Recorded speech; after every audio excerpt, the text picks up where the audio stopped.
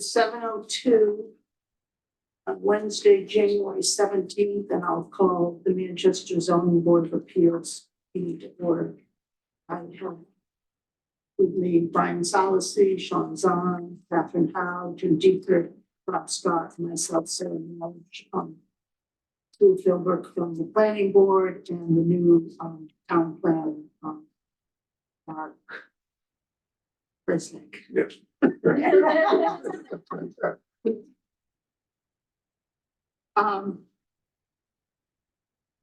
The first item on the agenda is a continued hearing of 1 Crooked Lane. I will open the continued public hearing for the application of Lindsay D. and Valdemir Wachusny for a special permit under sections 4.2E, 4, 6.3.3, and 12.5 of the zoning bylaw, and other relief as may be necessary to construct a 62-foot by 32-foot sports court at 1 Crooked Lane, Assessor's Map number 32, lot number 98 in District A, filed with the town clerk on November 7th, 2023. We've received a letter from the applicant's attorney requesting that we continue this hearing until our meeting on March 20th because they wish to do a sound study of the proposed pickleboard court due to input from neighbors. Okay, so They should have the town. they're supposedly using the same firm that the town had used. Okay, at the request of the applicants, I move to continue the public hearing to March 20th, 2024 at 7 p.m. and extend the time to write the decision to June 20th, 2024. The application of Lindsay D. and Valdemir Wachusny for a special permit under sections 4.2.E.4, 6.3.3, and 12.5 of the zoning bylaw, and other relief as may be necessary to construct a 62-foot by 32-foot sports court at 1 Crooked Lane, Assessor's Map number 32, lot number 98 in District A, filed with the town clerk on November 7th, 2023. Do I have a second?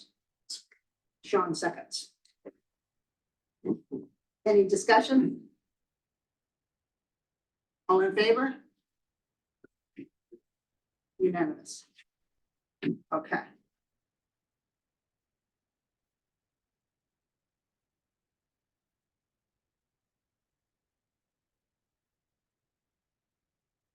Next one is a continued public hearing, and the applicants have requested to withdraw their application without prejudice. At 89 Bridge Street.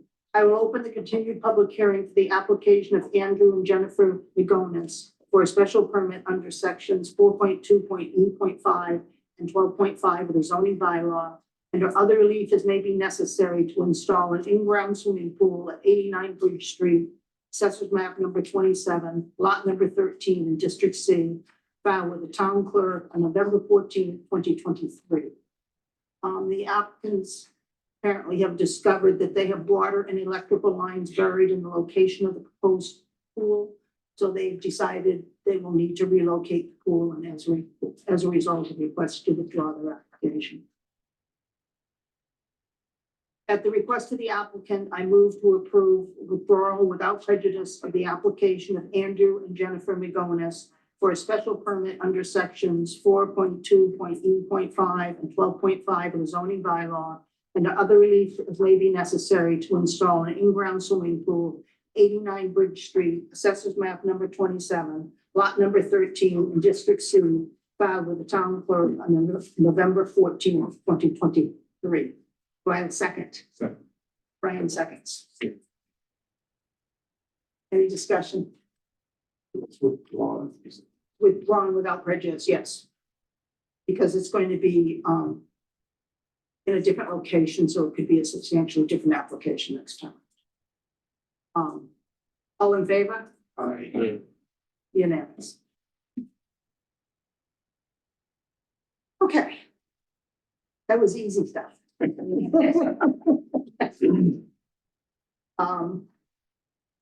Next application is a continued application for 75 Harbor Street.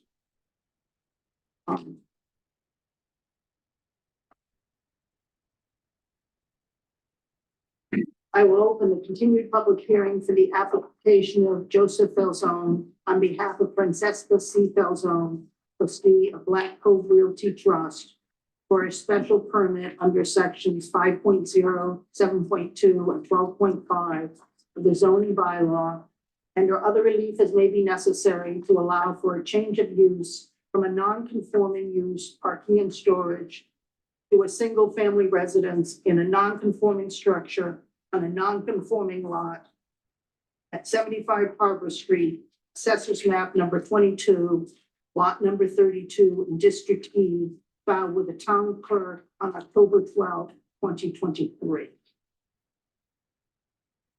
Mr. Falzone, would you like to present the application or somebody else? Yep. Sure, Madam Chair, members of the board, my name is Don Bornstein. I'm an attorney, represent Joe and his daughter Francesca on this application. We'd like us to set up to the better spot is. The podium, maybe. Or whatever you want to do, or however you're. We'll grab a chair. And I'm going to test with technical model. I was hoping we would do a presentation of the screen share. Okay, that's why I did this. Maybe you have to open the screen share. Right, yeah. But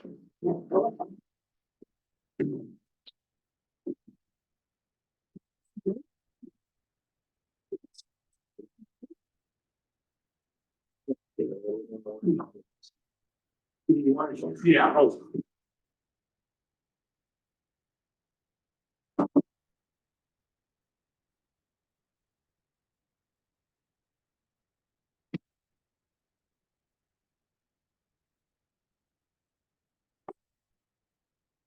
That works. I don't seem to have the capability, but It's the first step. hopefully it's the last one. Have a good night. Just about there, technology wise. Okay, good.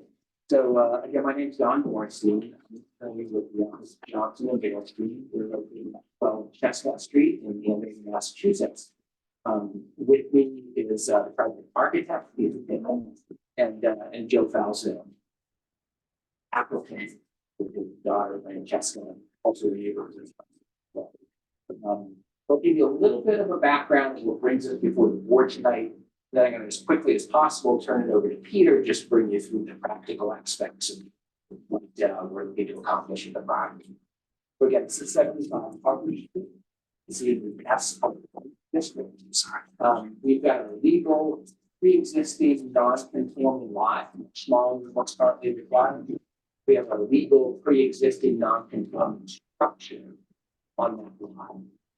The structure itself appears to have originally been constructed in 1903. You can see it in sort of the bottom left-hand corner. Sarah,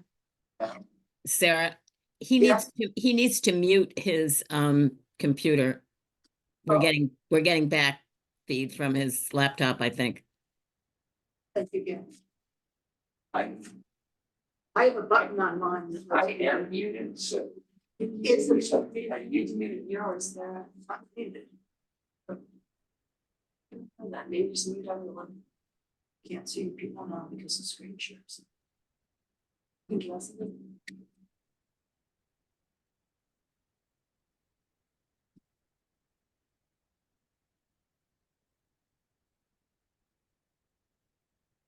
microphone has a little slash across it. I can't hear him. Sorry, What? I literally cannot hear him. Maybe if he stands up and makes the presentation, but we can't, Okay. the recording won't get it either. Sorry, So Did you hear me, Gail? I hear you fine, but it's just Mr. Okay. Bornstein I can't hear. So the microphone is above that TV screen. Yeah. I'm sorry, normally we have microphones all over the room, but We don't know, so the people didn't come, the winners didn't come. Big brothers. We'll have this little drone, though, Big Brother, yes. So I think we're gonna get over our second technical challenge. So, you can, on the Zoom, can you hear me without feedback right now? Gail? It's not great, but it's a little bit better. Okay, hearing wise or feedback wise? Still getting a little of both, but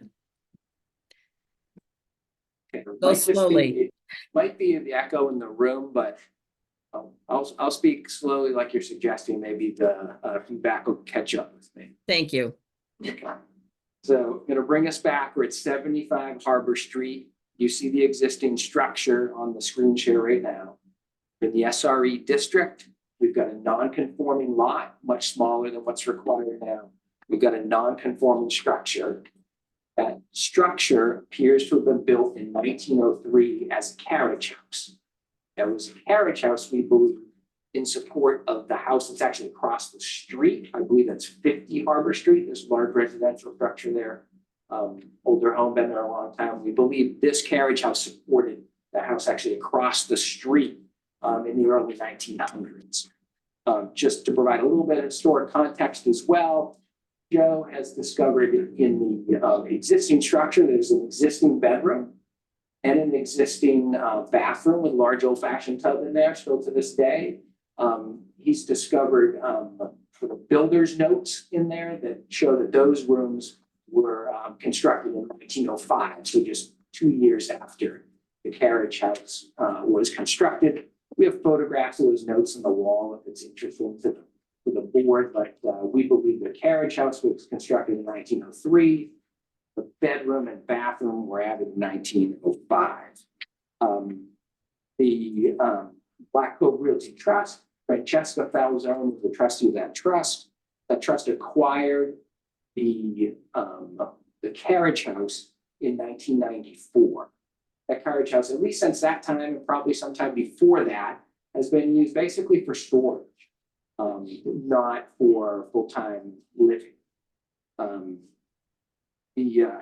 What we're here before the board is we're actually seeking sort of an unusual relief because we want to bring that structure from a non-conforming use, which is independent storage, into conforming use. So single-family residential is of course allowed in that district. We want to take it from its storage use, bring it into conformity with the use requirements in that district to single-family use. In consultation with the building inspector and sort of out of abundance of caution, Joe and his daughter Francesca had me review the zoning bylaw, kind of determine where does this thing fit? Because they want to take this building, they want to convert the interior into single-family living quarters.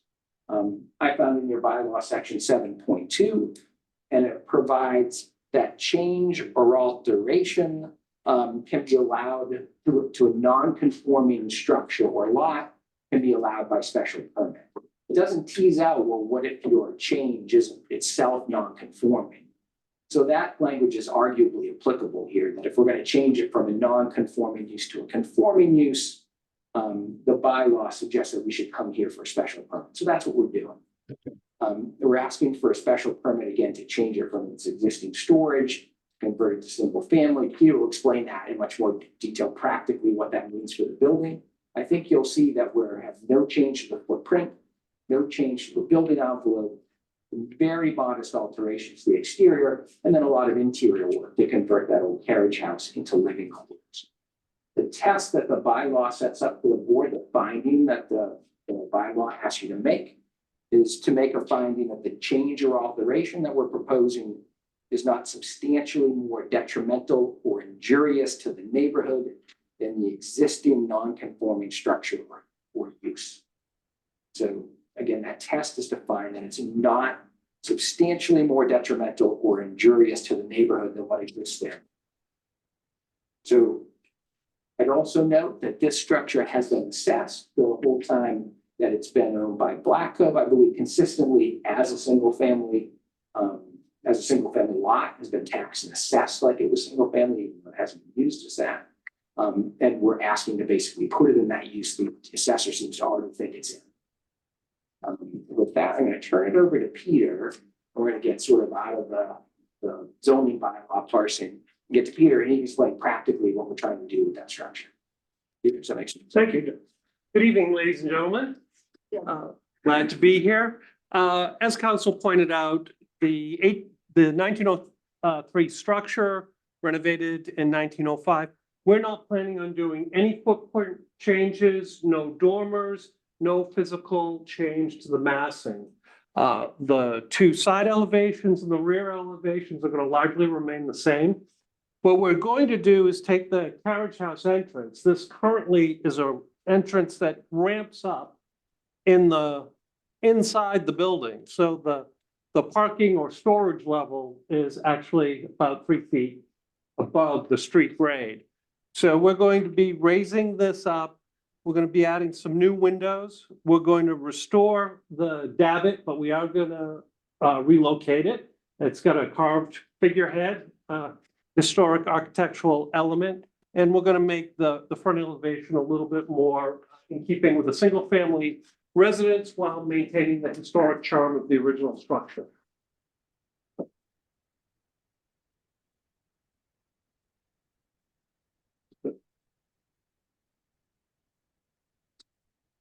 This is the existing lot. I'm gonna go over to my board, so that way we're not so challenged by technology.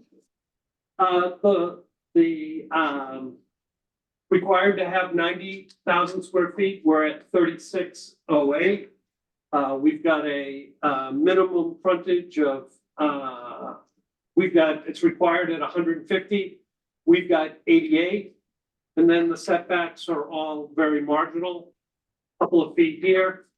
And then lot coverage, where we're looking at building lot coverage of 66%.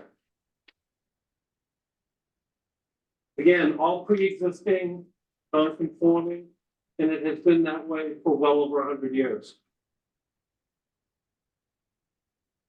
The only thing that we're proposing differently on the lot is currently the parking space is right here in front, and we're proposing, again, it's a touchscreen. Then we've got the parking off to the side, and that new parking area will be pervious pavers, cobblestones, and something similar to what's currently in walkway. Sorry. The side of the structure. Yeah, so this is the only place it can go. Great. We have green space here that can incorporate in. And is the parking for how many cars? 2. Thanks. Will you be creating a new driveway cut for the parking spaces for the new car park area? Well, we'd be technically removing one cut and relocating it in another location. So you will need a new. Yes, we'll have to have that purpose.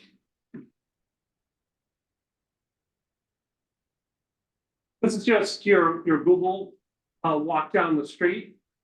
So this is actually Joe's house. You're up on the hill, you're coming down towards the beach. You come back. This is the carriage house. As we move a little closer, you see that front facade, but the side disappears. As you come right up to it, this is the current configuration. And then as you move past, looking back. There's really no context in terms of other structures immediately adjacent to it to compare heights. It's pretty much set in its own little wooded area. This is the existing main level or first floor plan. You come up a few steps and landing. This is the ramp I referred to on the front elevation that gets up to the main level. These are the original horse stalls that are still there. There's a bathroom here, tub, sink upstairs. This is all open hayloft, but this was the coachman's quarters.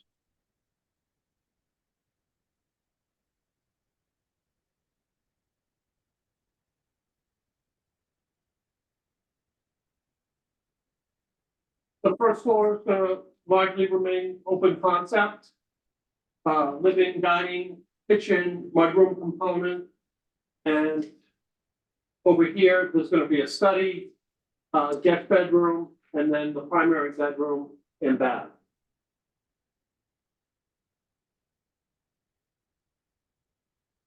Other bedroom over, bathroom over here. Existing elevations, this is the front that you see in the pictures.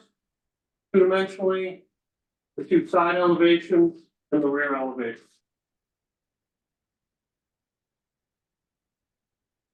This is a simple two-dimensional, existing and proposed. It's going to remain, it's going to be all shingle cedar. It will have new townhouse style door windows, a small little watershed over the front door in these windows. And then the existing davit will be located over this balcony. That balcony does not stick out from the building. It actually just recesses in a little bit. So there won't be any protrusion for this little balcony detail. And that's all we're proposing today.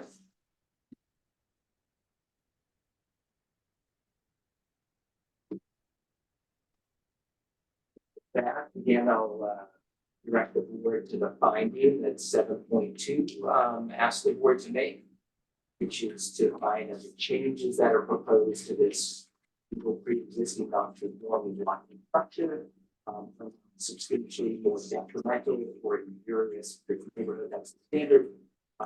We believe strongly that that is the case, that we're taking an underutilized building, turning it into a quality family home. We're preserving the integrity of that structure long term. We're respecting the existing character of that structure through our design. And we believe that the structure will function very nicely as a single family home. Same setting, the same context that it's been in. That certainly questions. Is the intention to keep it a family home, or is the intention to make it like an Airbnb? I don't think there's any intention on there. No. The restriction. It's a small property, it's right on the road. Right. Nobody was bound to ask, so. Yeah, no, that's a good question. We actually thought of that. Maybe it should be an idea. They take that back? But I know there's no intention to use it short-term rental. Okay. Very good. Remind people again to talk in the mic, please, talk loud. What is its current use? You say storage, what does that mean? Sure, so I think there's You got it has furniture in it, bikes, stuff like that. Doors, old doors and windows are in it. Rugs, kitchen set.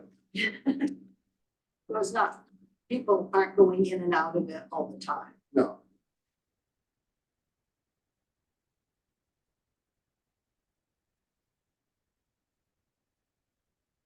What was it used for before you purchased it in 1994?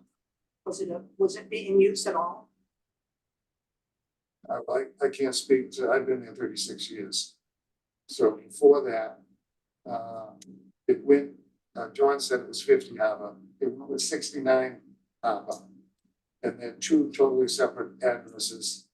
And that's where the carriage house was, with the bedroom is wood stove. Fireplace down in the tack room. And they had 6 bus stalls on one side of it inside. And the rest is a big cathedral room, close to the size of the room that we're in. our we did some historical research on the title to the property. It was held consistently, at least from 1932 to 1930 to 1984. Seemed to be held this other property where Same ownership? it was the carriage house, the house that it supported down the street. So it's we don't know, we don't know exactly what it was used for, but it was in that condition. Were they abutting or not? No, No. Okay. they're down the street. Um,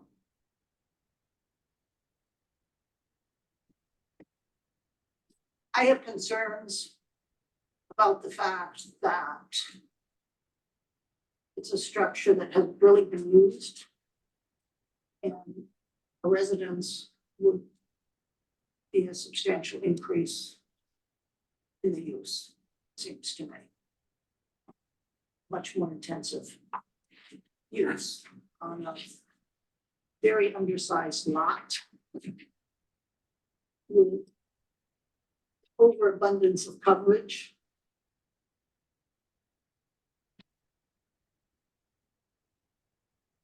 And who was the beneficiary of the trust since 1994? Oh my God, our daughters, I had 2 daughters. Were they minors or? I'd have to go back and pull the papers. It could have been mine. So at some point in time, certainly. It's not very strong.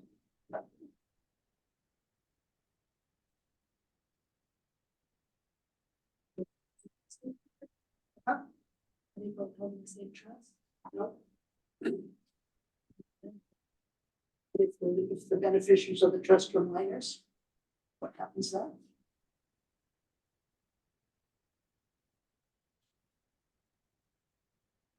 Yeah. It's a best place. It's. This is the property in question. This is the property owned by Mr. Falzon. Yeah.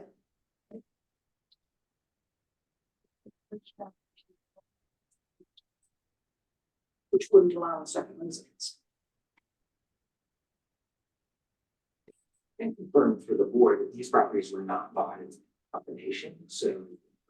Mr. Falzone is then wife and purchased the home in 73 back in 1986. This original property was purchased by the trust. All of them from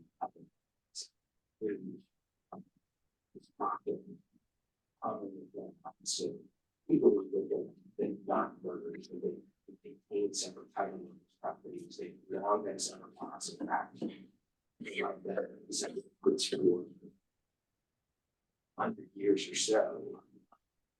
For Mr. Falzone. 1977. I'm concerned about the period of time when Mr. Falzone owned 73 Harbor and a trust with his minor children as beneficiary held 75 Harbor. And whether that would merge the properties under the zoning laws, You know, because they're minor children. Sure, and I understand the question, it's proper for the board to consider it. We believe that differentiation, I think, has been clear throughout the entire election. Trust. So that trust has separate beneficiaries from the folks who. Three, those properties haven't been used in common with each other. That property's basically been held. It's been used as storage by the daughters. Time, or now long since adults. And we believe it's been separate ownership. There's never been an intention to merge those titles or use those properties together. I understand the intention initially was to see that existing preserved and eventually repurposed. And what we're proposing, it's arguably a more intensive use than the non-conforming use. But it is, the more intensive use is actually in conformity with the zoning bylaw, at least the use is. And we believe it's an excellent use of that underutilized building, allow another family to use that as living quarters. The state is clearly low on. It's going to be a quality home. There's no interest in using it as a short-term rental property. There's great interest in purposing it likely if we were in case of others to reside in. And we believe that would be a great use of the property. I believe the legal issue regarding merger of title is addressed by the record title because there's been no title ownership of those properties and there's been no intention. So that's how I think address that legal concern. And I believe what we proposed is in conformity with the zoning bylaw, which asks for that, which allows for changes to non-conforming uses and structures and lots. With that, I would consider fairly, it's not a variance test. It's not even your traditional special permit test. It's the binding test. It's not substantially more detrimental. And I think with the approach we've used in the design and the attention on how to occupy and use that, I think we meet that standard. It certainly can be debated, and it's up to the board to make that decision. But we believe this is very good reuse of a property. It's going to really preserve it in the attractive state that it's been preserved to date, and provide the excellent space for them. I think the challenge is if you're talking a carriage house, not used as a residence, you're not looking for the same amount of open space on a lot.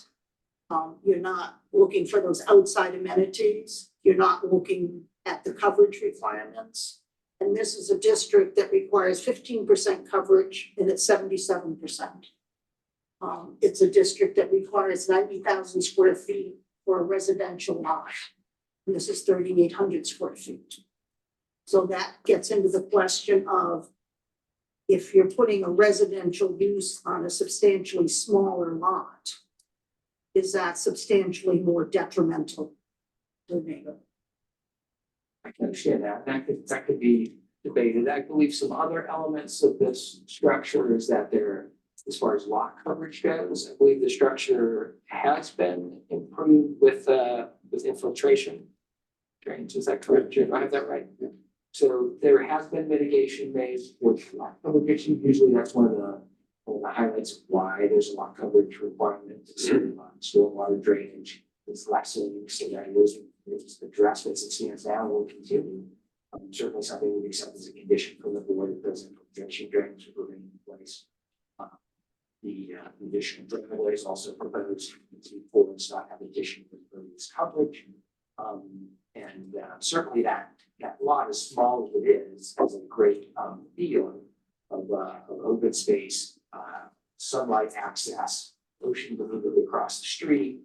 The relationship to the home at 73, if you've been out to the property, you get a little bit of a sense of from these photographs, is the home at 73 is much elevated. It's on a knoll basically above and removed from the house.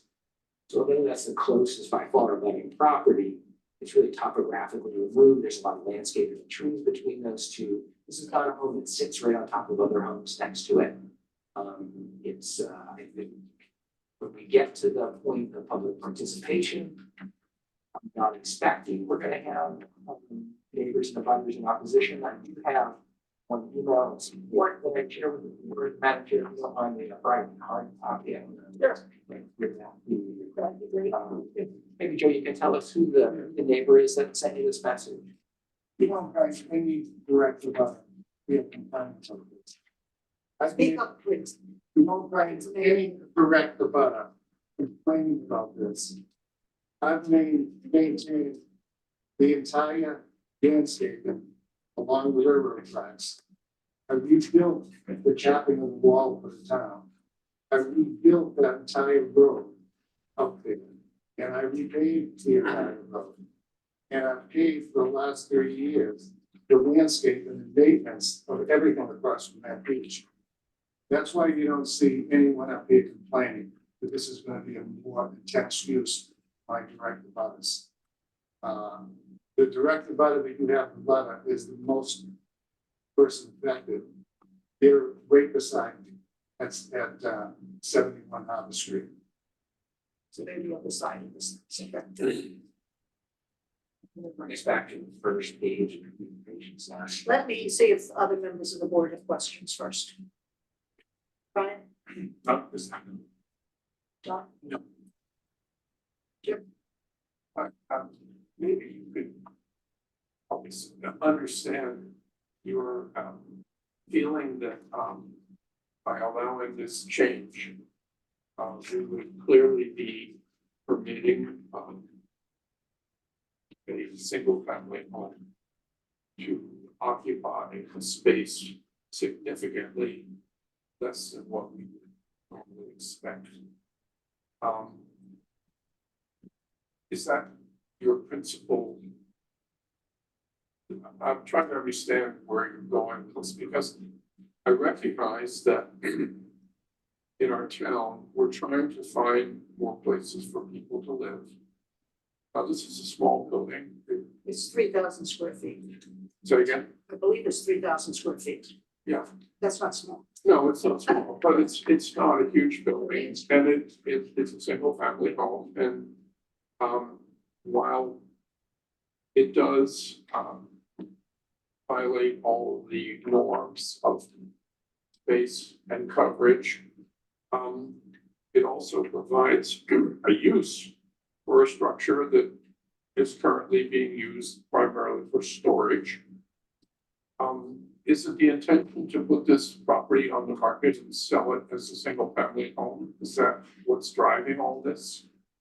And Joe could probably answer that better. No, but at some point, my children, May sell it, yeah, they sell, but no, that's not the intent. so it's not your immediate intent. Yeah, and just to add, I've paid $300,000 in taxes on the assessment because it's assessed as a single family lot. And I pay the taxes every year as a single family. Well, it's a code 106, not a code 101. Right. Because I'm not sure what a code 106 is. That's an interesting point to be considered. That the owner has been charged over the years taxes on a storage building, significant taxes on a storage building. Now, granted, it's in a lovely location.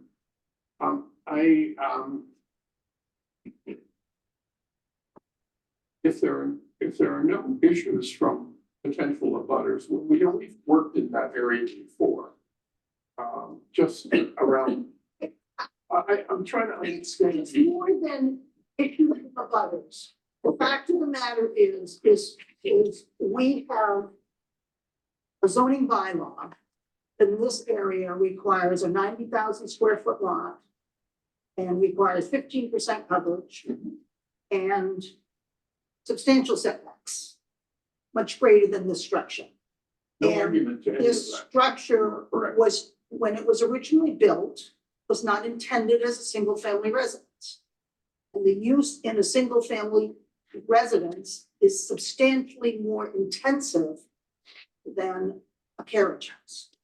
So you're squeezing into a small lot, in my opinion, a lot of usage that you wouldn't otherwise allow. Yes. And that's my concern. You know, if there were an ADU law and this property was merged with this property and it was an ADU, that would be fine, but our town has not passed an ADU law. Mr. Falzone?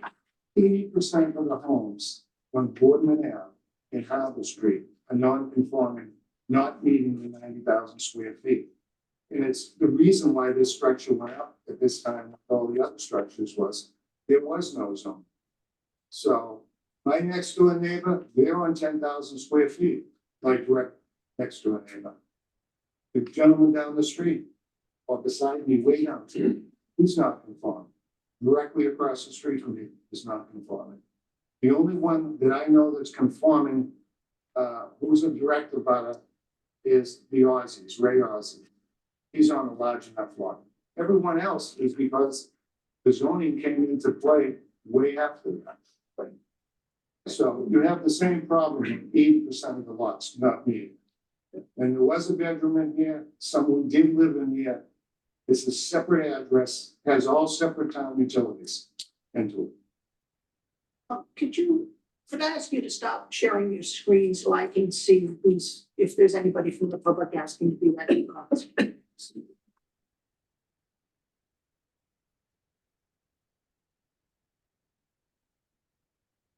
I'll open this up for public comment. If there's anybody on Zoom who would like to speak to this application, please raise your hand in Zoom.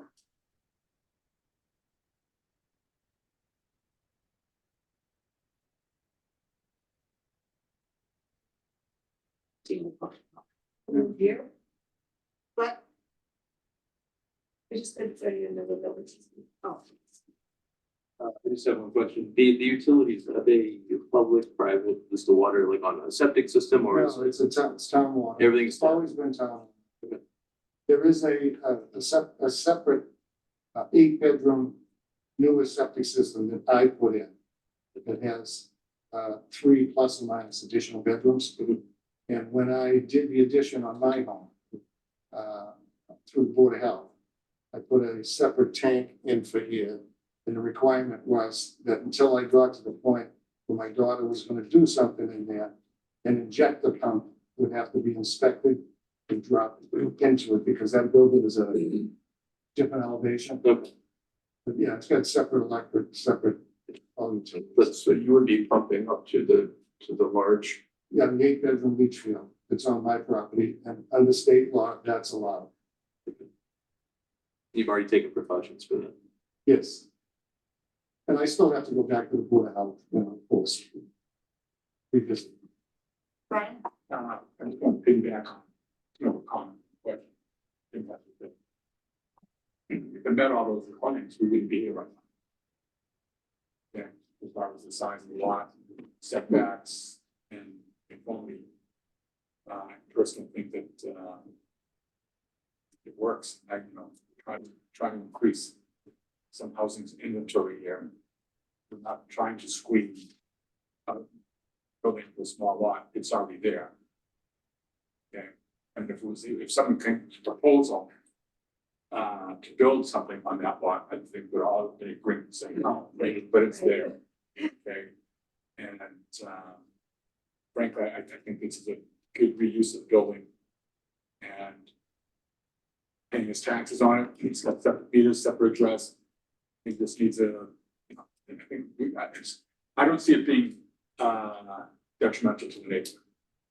To your point, I have a neighbor across the street who's a very, very, very small lot in a very, very, very small house. And she's a very lovely neighbor, and I'd much prefer to have a very lovely neighbor in a very small house, a very small lot across the street than maybe a storage facility across the street. Question. True. Well, to one point you made about, if it reverts to a single family home, there would be a lot more activity around there. Presumably, possibly some children, animals, the people, more people. But people live in apartments all over and have even less space outside. So while I can appreciate it, and I do appreciate the fact that it violates all of our norms. But I think it is allowing to take a structure that is not being used, turn it into something that can be used, that can house a family. And put it to use. It's already being taxed. And it probably will be taxed more once you get finished. We thank you. So be prepared. I think, zoning is good, but I can't see we should use it as a cudgel to prevent stuff from happening simply because of the fact that the fact's on the ground, the fact it's there. So I would not oppose this, recognizing that sooner or later, if this gets approved, somebody will come in with another one to go through it again. But that's why we're here, is to make these hard decisions. Because Massachusetts zoning, in my opinion, is somewhat bizarre at times. And we're gonna have to provide more housing in our country. We cannot continue to use zoning. But that's not the responsibility of the zoning board of appeals. That's a responsibility of the planning board to change the zoning. Yeah, To you're allow correct. it. And You're we absolutely correct. can't use a zoning board of appeal to change the zoning. Because we don't like it. Well, there's a lot of things we don't like about this zoning. Yeah. I was just gonna say that, I don't think that's necessarily what Jim was suggesting. We make exceptions to our zoning rules all the time. That's why we're here, and that's why we sit here every month. So,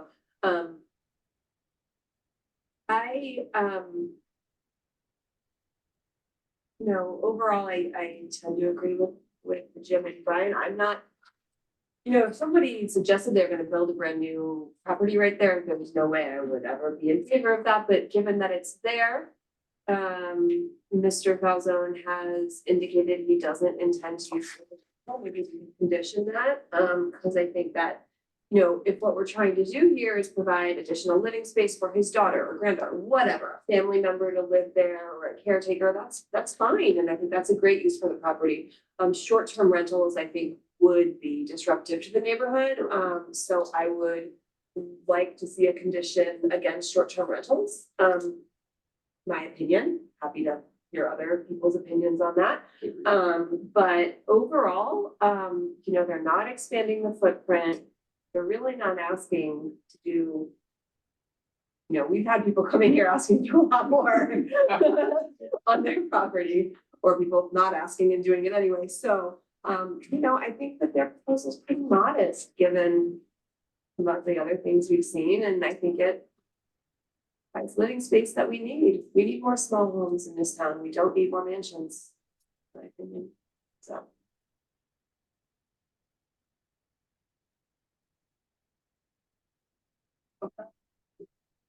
Are you acceptable for a condition that there be no short-term rentals allowed? Yes.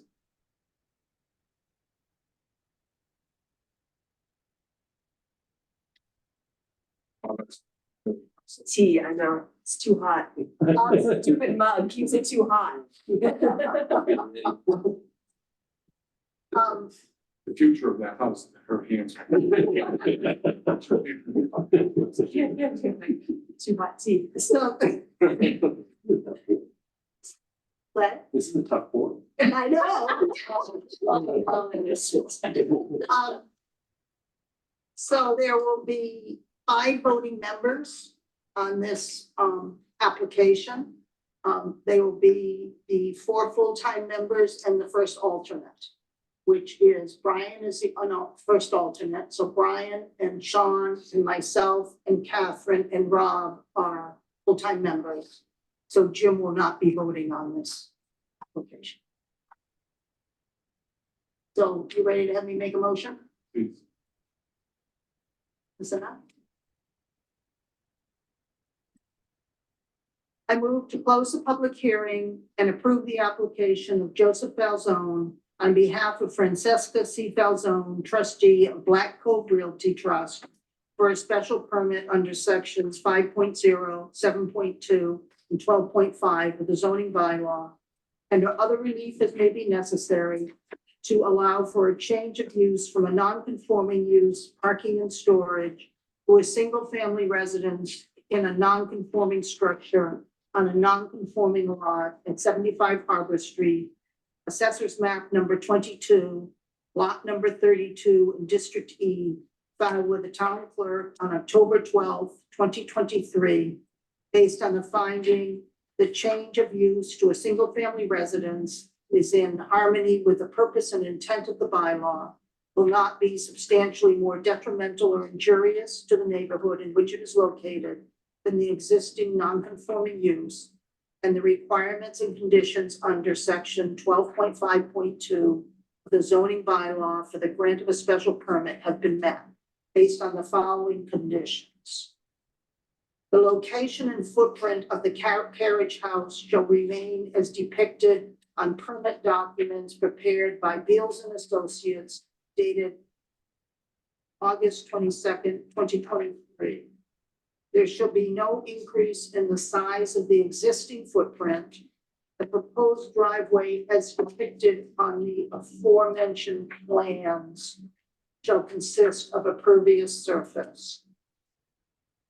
The renovation of this structure shall be contained solely within the exterior of the existing structure, with the exception of minor changes to the front facade, and substantially as depicted on the ZBA package plans prepared by Pittman and Wardley Associates dated September 19th, 2023.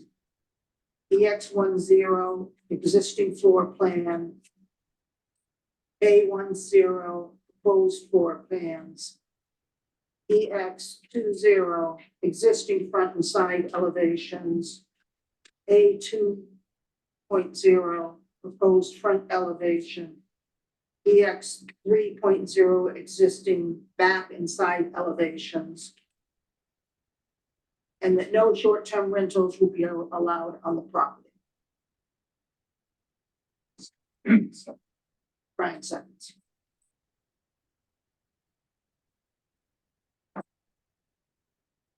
Does that adequately explain what you're doing to the front facade?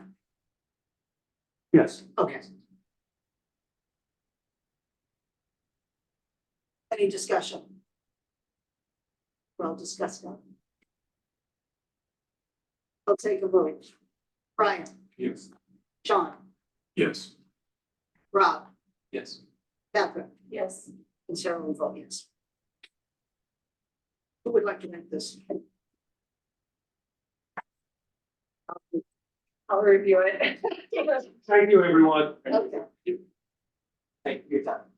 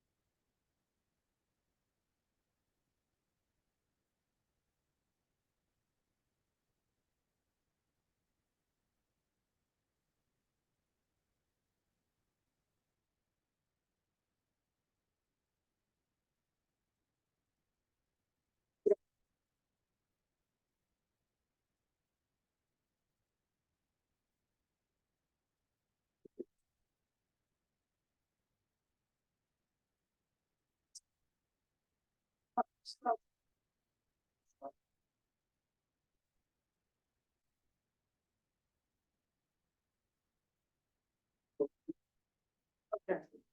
The next item on the agenda is 90 School Street.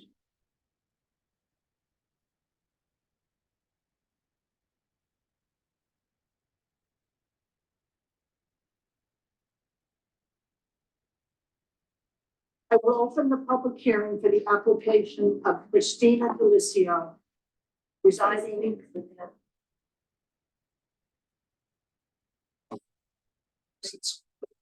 That is an appeal with respect to the driveway on East Spring Street. Let's look. That's the. Okay. I'll be up there for this. Sorry. Oh, there we go. I will open the public hearing for the application of Christina Delicio residing at 6 Lincoln Avenue for an appeal of a driveway entrance granted by the Department of Public Works under the town's general bylaw, Article 10, Section 46 at 90 School Street, Assessor's Map number 41, Lot number 87 in District B/D, filed with the town clerk on November 20th, 2023. Because this is an approval given under the general bylaws rather than the zoning bylaw, it raises a question of whether or not we have jurisdiction. So I would ask if Christina is available to explain why you think we have jurisdiction. I think I see you.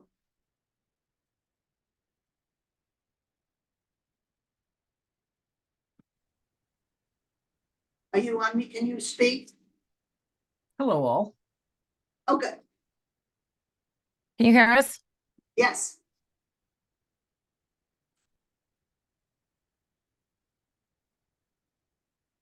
So the question is you filed an appeal with the zoning board of appeals, but the action occurred under the general bylaws by the Department of Public Works, and the zoning board of appeals is responsible for activities under the zoning bylaw. So can you explain why you think we have jurisdiction, please? Certainly. The case in question is a case called Sperlinhauser versus Barnstable, 80 Massap Court, 134, pages 138 to 139 from 2011. Forgive me, my name is Mike Walsh. I'm an attorney from Linfield. I'm representing Mrs. Delosio in this matter and a couple of other related issues. The short answer is that even though the Appeals Court of Massachusetts has held that the label of zoning on the bylaw is not determinative, there is actually a three-factor test. I had this issue in Linfield when we went to adopt the zoning bylaw, and the question, it only passed by about Can you speak a 55%. little slower, please? Certainly. Thank you. And in Linfield, the scenic route bylaw had only passed by 55%, and the question was whether it was subject to the 2/3 for zoning or the simple 1/2. And we took an appeal to the State Attorney General's office, the municipal law unit, and they referred us back to this case, Sperlinhauser versus Barnstable, and explained that whether it falls into the general bylaw or the zoning bylaw, the label itself isn't determinative. It's based on a three-factor test that includes the history of how the topic has been regulated. It includes how closely it relates to the purpose and design of the zoning code. And I think the third factor, pardon me, it's temporarily escaping me. But the short answer is that we appreciate your concern, and we kind of expect that you're going to, at the end of the day, kind of kick us to the curb, to speak. But we wanted to, as a matter of preserving our record for the court, we needed to put this in front of you and argue that even though it's under the general bylaw, it by history and by regulation and under the Sperlinhauser case really is in fact a zoning code. There's also a small jurisdictional issue in relation to I think it's 40A section 11 that deals with appeals from other building officials. And I know that under the present zoning bylaw, it's actually the DPW, and there is a real question for you as a matter of law as to whether the DPW constitutes an other building official. I would tend to suggest that because they're vested with authority that relates to lots and how you access them, i.e. the curb, that they can and should be treated that way, but that is a matter for you to determine.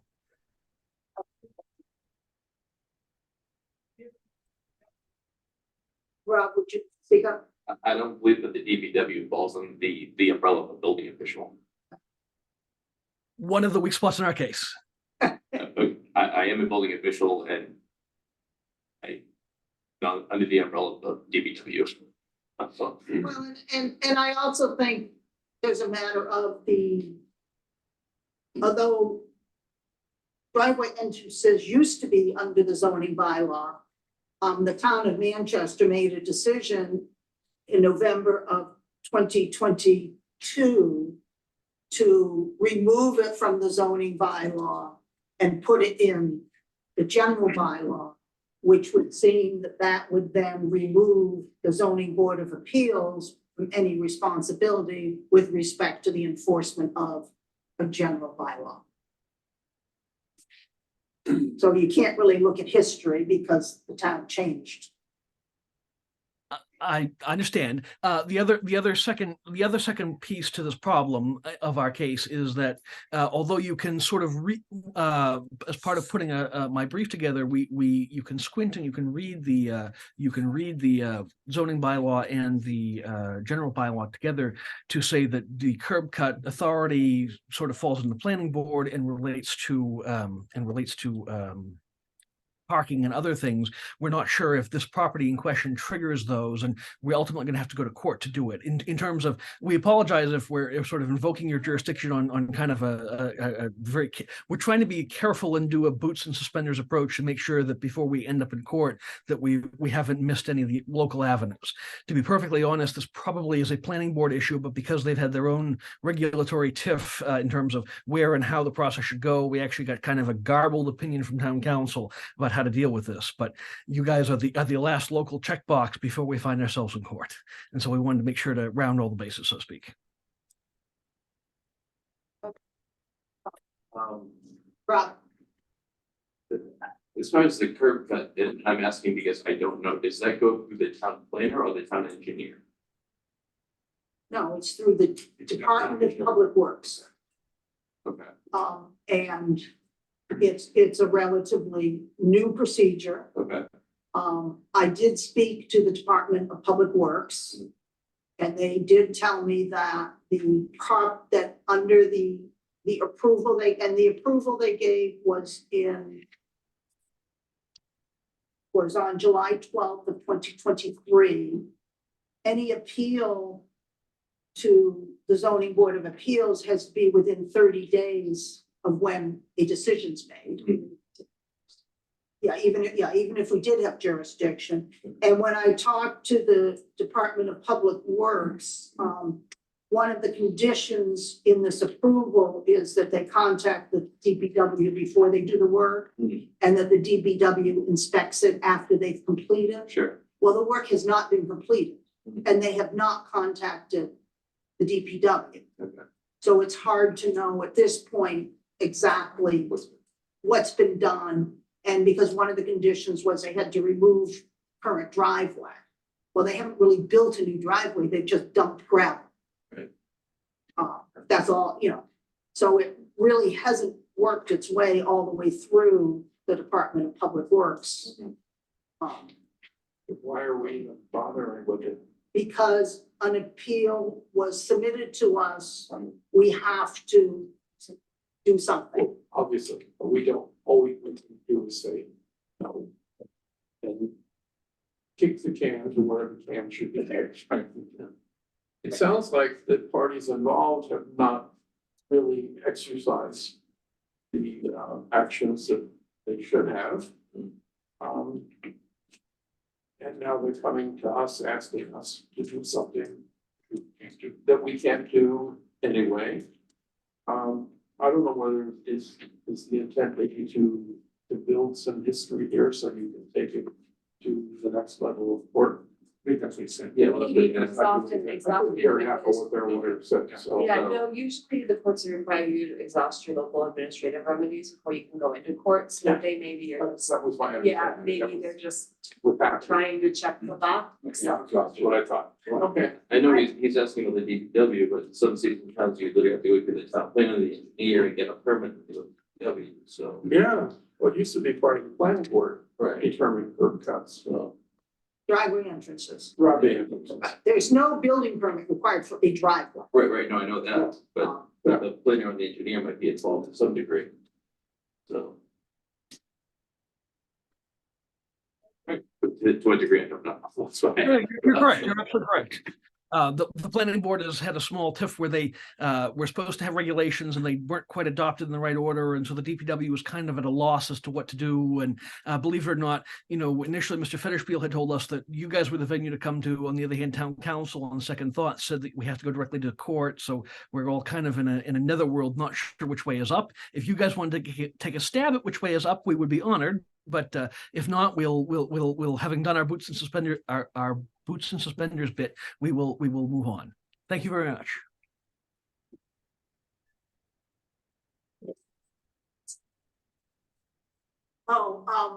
Yes, we'll take public comments. I see Brian has his hand raised. Would you please state your name and address?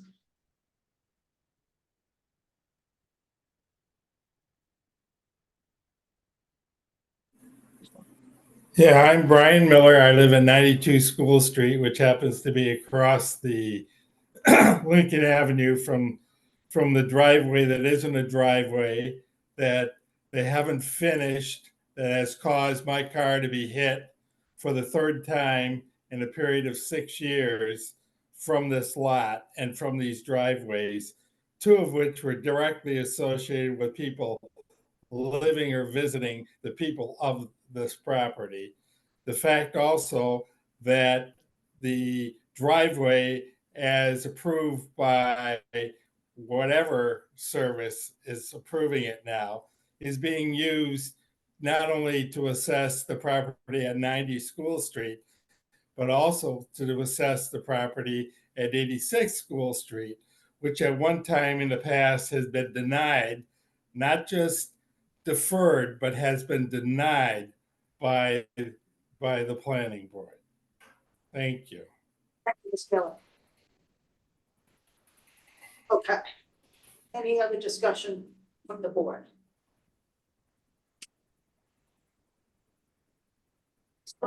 I think that this is beyond our purview. I'm still not into the problems here. I am, but I just don't think this is within our jurisdiction to decide. Is that your sense too?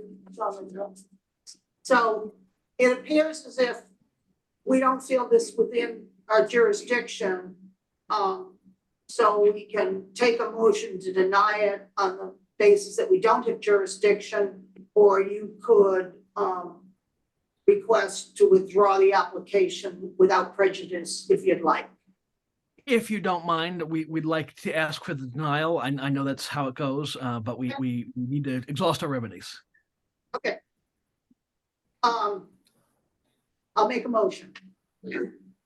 I move to close the public hearing and deny the application of Christina Delicio residing at 6 Lincoln Avenue for appeal of a driveway entrance granted by the Department of Public Works under the town's general bylaw, Article 10, Section 46 at 90 School Street.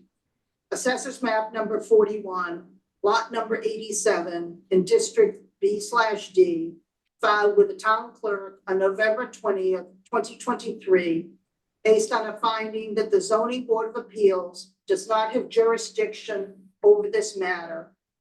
Section 12.3.3 of the town zoning bylaw grants the ZBA the power to hear and decide appeals taken by any person aggrieved by reason of his inability to obtain a permit or an enforcement action with any administrative officer under provisions of Mass General Law, Chapter 40A, Sections 8 and 15.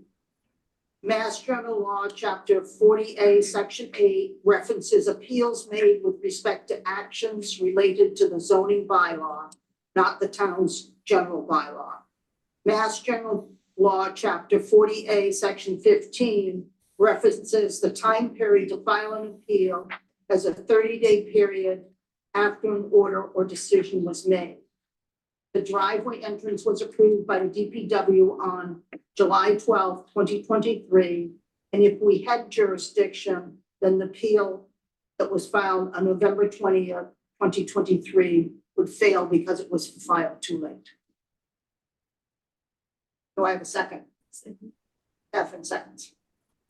Any discussion? Take a vote. Brian, Yes. John, Yes. Catherine, Yes. Rob, Yes. and Sarah votes yes. Thank you.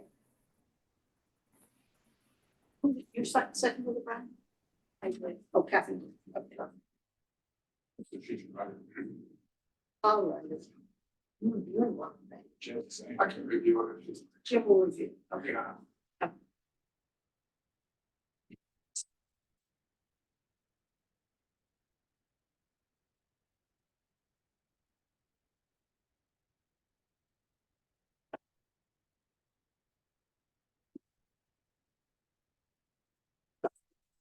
Okay.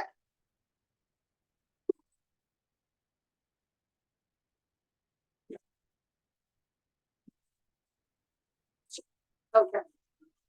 I have. This was,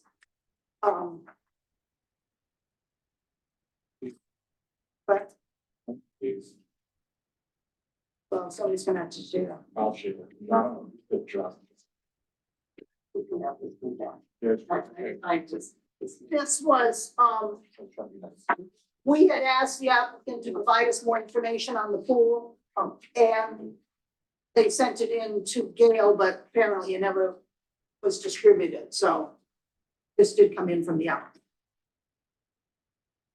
So we are, why do I keep losing the agenda?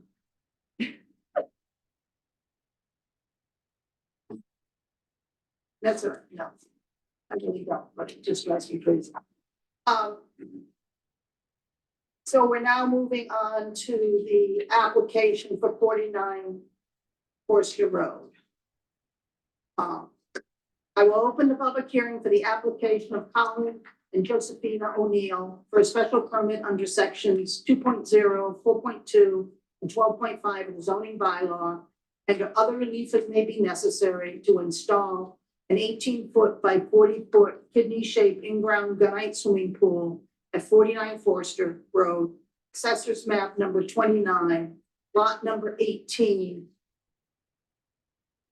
This says District D2, but I don't believe that's right. Filed with the town clerk on December 12th, 2023. Where did you get D2?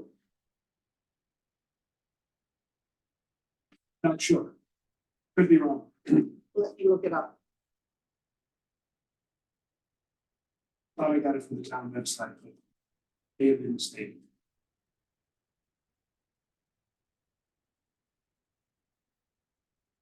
It was on Pleasant Street. Yeah, So it says, so Pleasant. C, District C. that sounds right. Okay. Thank you, Charlie. Good catch, yeah. It's paid the big bucks. You guys are getting hit. Who are you? Would you like to present your application to us? Sure, yeah, I think at a high level, you described it well. Our plan is to install an 18 by 40 foot gunite swimming pool.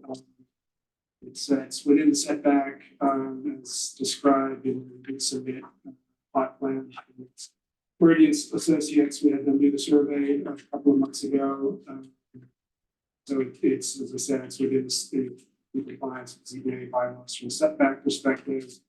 We are planning a 4 foot high fence in compliance with Massachusetts state law. The fence would attach to our house, run the perimeter of the property and reattach to the house on the other side of the property, obviously completely surrounding the pool. As we discussed at the site visit on Saturday, we have secured an alarm system. We met with the alarm company earlier this week, a UL certified alarm system, which would have alarms installed on all of the lower level front doors, the doors and windows on the lower level. We are not planning any additional lighting. We have the pool will be off our patio, which has lighting, so we're not looking at adding any lighting.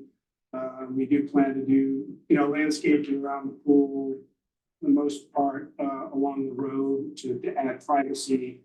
Could add some small trees there. We have discussed our plan with our neighbors, our 2 abutting neighbors, as well as the neighbors across the street. They've all been very supportive of the plan. Answer any additional questions.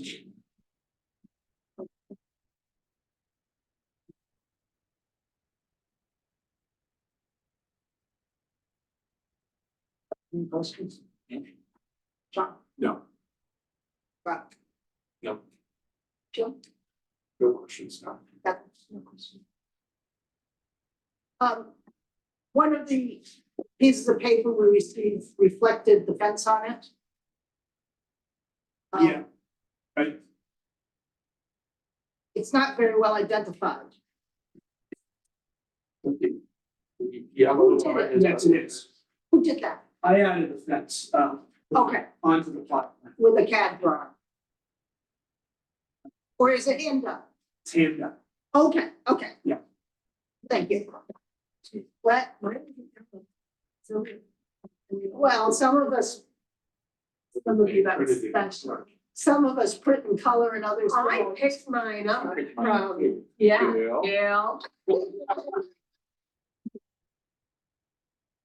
Anyway. Okay. From our fence company, if it helps, it's a 3-rail locust split rail fence. I said 4 foot high with black vinyl coated welded wire attached. Each code. How high is the latch? Let's see if I have. It's from Boston Fence, they do. And I know we actually talked Yeah. about the latch in regard to the pool regulation. I don't have that. We can just condition it on complying Right. with the codes. Well, Brian brought it up, so that's why. I want to see if you will. He wants to see if I know. That's all. Okay, With that, I'll make a motion. Yeah.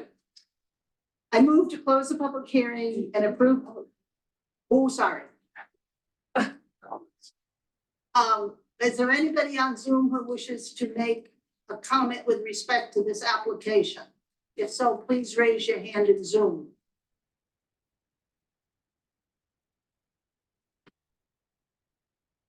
Seeing none, and there are no members of the public in the room to make a comment, so.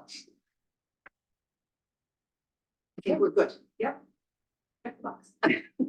I move to close the public hearing and approve the application of Colin and Josephina O'Neill for a special permit under sections 2.0, 4.2, and 12.5 of the zoning bylaw and or other relief as may be necessary to install an 18-foot by 40-foot kidney-shaped in-ground gunite swimming pool with 1,000 square foot concrete apron at 49 Forester Road, Assessor's map number 29, lot number 18 in District C, filed with the town clerk on December 12, 2023, based on a finding that the proposed project to install an 18-foot by 40-foot gunite swimming pool with 1,000 square foot concrete apron is in harmony with the purpose and intent of the bylaw, will not be more detrimental or injurious to the neighborhood in which it is located,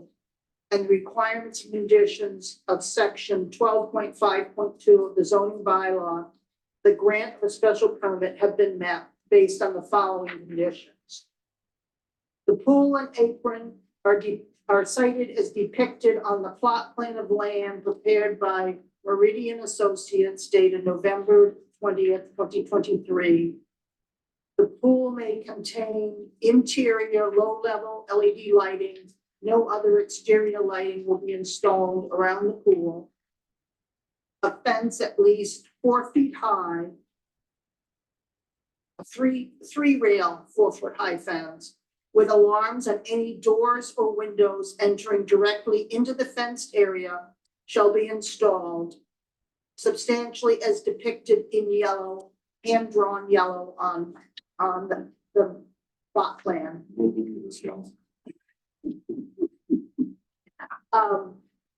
Shall be installed to conform with requirements of the Manchester zoning bylaw, the Manchester general bylaw, and the Massachusetts building code. Appropriate landscaping will be installed between the pool and Forster Road to provide screening. Okay? Any discussion? Second.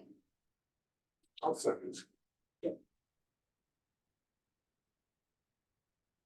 Take a vote. Brian, Yes. Sean, Yes. Kevin, Yes. Rob, Yes. Sarah votes yes. Am I gonna write this one too? Looks like that. Okay. Right. Still don't the fence and everything. Because basically, I'm just gonna go stop. It's can't read. Well, so it takes us about 90 days, Okay. up to 90 days to write it, the decision, and then there's a 20-day appeal period. The building inspector will issue a building permit before the appeal period is up if you want to move forward at your own risk. Okay. Wait, thanks.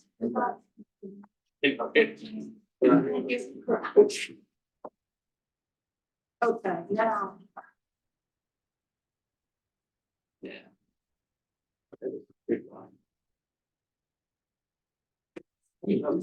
Push this spending on that. Can you add all the other things? I know. I Nice. Okay, we're now going to move on to administrative items. With my handy agenda here. We have minutes from November 15th and December 20th. I'd like to hold those. I changes to make to November 15th, and I gotta locate my notes. And I would just start, I didn't finish the review of the December 20th because I couldn't get into it. Yeah, I think the only decision outstanding is the one from December.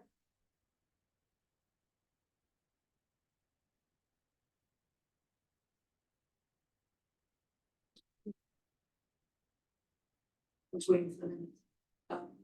Is that correct, Gail? Now, yes, thank you. Maybe. So you had me over here in the silent chamber.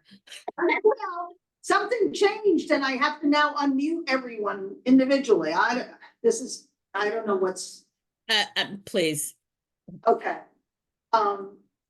Is there anything that wasn't on the agenda that people wanted to raise? The 40B is slogging along. Public hearing starts on March 4th. Where? Yeah. In Manchester. Yeah, but where? I'm assuming the schools, but I don't know. My kitchen, yeah, if we could fit that many people in my kitchen, maybe that's a school day. Yeah. We have to see that. We have to attend that here. No, but you may. Okay, I plan on attending. And then it will move to Zoom After the first meeting, after the first day. Yep, I'll figure out where to put it. I'll follow up with Greg. He was supposed to be contacting the schools. I'll follow up. For school. Came up a little sooner than we thought. No, did it or not? How many people do you get? Right? It was 100 people that were on Zoom. Well, we had 100 people, close to 100 people at the site visit. I wonder if the church is a bigger than, if more capacity. I don't know, I'm thinking big spaces. I don't know. I don't know. We'll have to, I'll make a note. That's good. No, just, try and help out. And the last thing, I want a school canceled. There's enough days off. Well, if they can't find a location, then they go remote, I think. I think that would be too bad. Yeah. Okay, with that, motion to adjourn? Second, Second. all in favor? Yes. Aye. Thank you all. Good night. No, we have to turn it off. Maybe. It's lovely to see you. Shut it off. So you are a new town planner, is that what I understood? Yes. Today's day. Come on. Where'd you come from? I was